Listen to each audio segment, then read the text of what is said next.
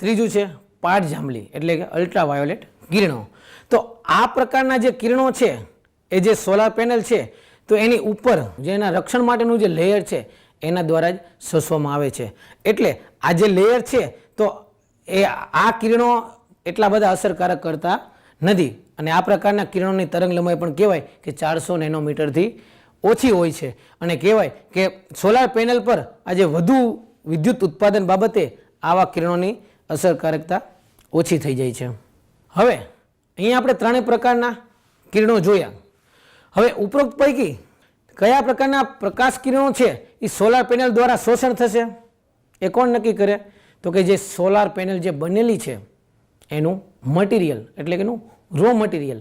જેમ હમણાં મેં વાત કરીને કે સોલાર પેનલ છે એ જર્મેનિયમ સિલિકોનમાંથી જેવી અર્ધવાહક ધાતુમાંથી બને છે. ત્યારે આજે એ કહેવાય ને કે એનું મટીરિયલ કયું છે? સોલાર પેનલ છે તો એની અલગ અલગ બનાવટ મુજબ એના પ્રકાર જોઈએ તો પહેલું છે મોનોક્રિસ્ટલાઇન, બીજું છે પોલીક્રિસ્ટલાઇન અને ત્રીજું છે થિન ફિલ્મ. તો થિન ફિલ્મ છે એ નારંગી અને લાલ જેવા વધુ તરંગ લંબાઈના કિરણોનું જ શોષણ કરે એ મુજબ જ એની ડિઝાઇન કરવામાં આવે છે. હવે આજે આપણે સરસ મજાનો આખો ટોપિક જોયો, application of sun chart on shadow identification and sunlight spectrum. તો આખા આ ટોપિકમાં આપણે એની ઝલક જોઈએ કે આપણે શું શું જોયું એમ કે સૂર્યનો ઉપયોગ જે રિન્યુએબલ એનર્જી સ્ત્રોત જે અખૂટ છે એનો ઉપયોગ કરવો છે. પડછાયો આપણને નડે છે એ પડછાયો નડે નહીં એ શેડો એનાલિસિસના જોયું. શેડો એનાલિસિસ માટે શું ઉપયોગી બનશે? તો કે સનચાર્ટ. સનચાર્ટ ક્યાંથી મળશે?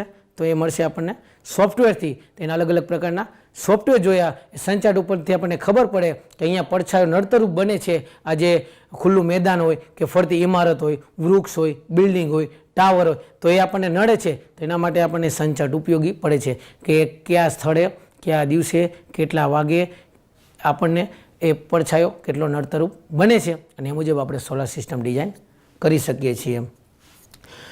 ત્યારબાદ આપણે બીજો એના ટોપિકમાં જોયું તો કે સનલાઇટ સ્પેક્ટ્રમ પ્રકાશનું વિશ્લેષણ. એમાં આપણે ત્રણ પ્રકારના કિરણો જોયા, ઇન્ફ્રારેડ, દ્રશ્યમાન અને ત્રીજું હતું અલ્ટ્રાવાયોલેટ જે તરંગ લંબાઈનો એકમ છે નેનોમીટરમાં. તો આપણે જે આખો જે લેસન જોયો એ લેસનને આપણે 5 MCQ વિકલ્પ દ્વારા આપણે એના જવાબ જોઈએ.